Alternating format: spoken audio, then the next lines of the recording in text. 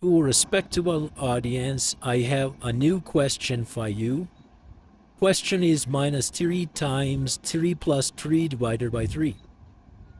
Generally, most people cancel minus 3 and plus 3, so they will get 3 by 3, and their answer will be equal to 1, but it is wrong approach.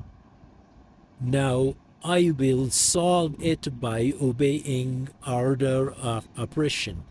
First of all, we have to multiply according to the Mass rule. So multiplication is there. Minus 3 times 3 will be equal to minus 9 plus 3 divided by 3. Now minus 9 plus 3 will be equal to minus 6 divided by 3. Now we simplify it to get minus 2.